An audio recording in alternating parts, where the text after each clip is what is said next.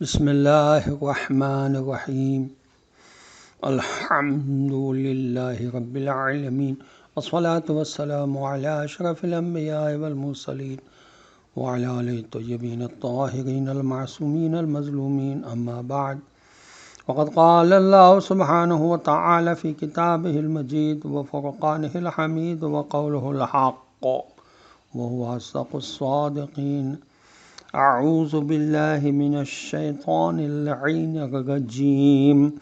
التائبون العابدون الحامدون السائحون الراكعون الساجدون الآمرون بالمعروف والناهون عن المنكر والحافظون لحدود الله وبشر المؤمنین. صدق اللہ العلی العظیم. السلام علیکم ورحمۃ اللہ وبرکاتہ.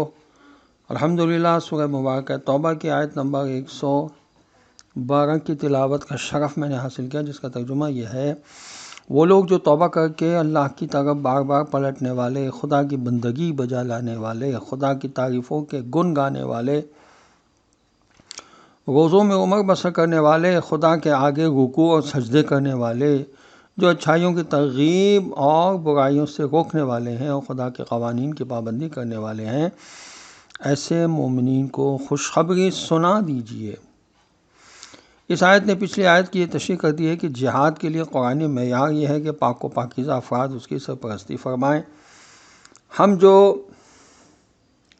مہم جو قسم کے دنیا طلب ظالم لوگوں کا خدا کے نام پر جنگیں لڑوانا اور ملکوں کو فتح کرنا جہاد نہیں. اسی لیے فقہ جعفری میں وہ جہاد جو دفاعی نوعیت کا نہ ہو، صرف معصوم علیہ السلام کی سرکردگی میں ہی انجام پا سکتا ہے.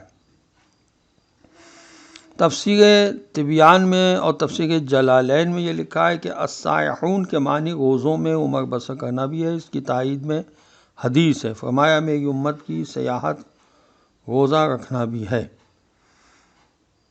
شاہ ولی اللہ نے لکھا اپنی تفسیر میں کہ السائحون کے دوسرے معنی خدا کی راہ میں سفر کرنے والے کے ہیں.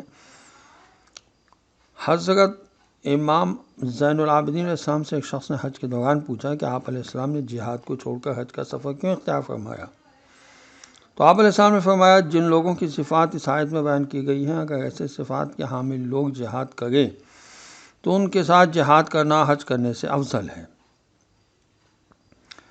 السائحون کے معنی طالب علم کے بھی ہیں کہ وہ طالب علم جو علم کی طلب میں اپنا وطن، کنبہ، گھر بار، راحت و آرام کو خیر بات کہہ کر سفر کرتے ہیں. اسی طرح روحانی، عقلانی اور فکری بلندیوں کے مدارج کا سفر کرتے ہیں. بہرحال کہ ہمیں خداوند عالم نے یہ توفیق عطا فرمائی ہے کہ امام حسین علیہ السلام کا ہم ذکر کرتے ہیں. کسی فقیر اور سائل نے لوگوں سے کسی سخی اور کریم کا پتہ پوچھا تو لوگوں نے امام حسین علیہ السلام کے گھر کا پتہ بتایا. جب وہ امام کے گھر پہنچا تو حضرت علیہ السلام کو نماز میں مشغول پایا تو اس نے ان دو آیتوں کو پڑھا: لم یخب الآن من رجا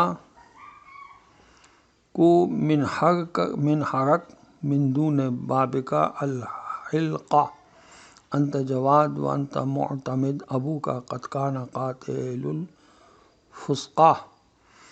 جس کا ترجمہ یہ کہ جو شخص آپ علیہ السلام پر امید کر کے اور آپ علیہ السلام کے گھر کا چکر لگائے گا وہ کبھی بھی اس در سے نا امید نہیں پلٹے گا. تو آپ علیہ السلام تو صاحب جود و کرم اور لوگوں کے نزدیک مورد اعتماد ہیں. آپ علیہ السلام کے پتا کے بزرگوار فاسقوں کے قاتل ہیں. امام علیہ السلام نے اسے 4000 درہم عطا کیا اور اس کو شعر پڑھنے سے منع کیا. یہ رقم لو، میں تم سے معذرت خواہ ہوں اور تم کو معلوم ہے کہ میں تم پر مہربان ہوں. اس شخص نے امام علیہ السلام سے 4000 درہم لے کر رونا شروع کر دیا. وہ 4000 درہم لے کر رونا شروع کر دیا. امام علیہ السلام نے پوچھا کیا یہ رقم کم ہے؟ اس نے کہا نہیں، بلکہ میں اس بات پر گریہ کر رہا ہوں کہ یہ جود و سخا کرنے والے ہاتھ کس طرح مخفی اور پوشیدہ ہیں. وآخر دعوانا ان الحمد للہ رب العالمین. ہم سب کو خدا عمل کی توفیق عطا فرمائے. صلی اللہ علی محمد وآلہ الطیبین الطاہرین. برحمتک یا ارحم الراحمین۔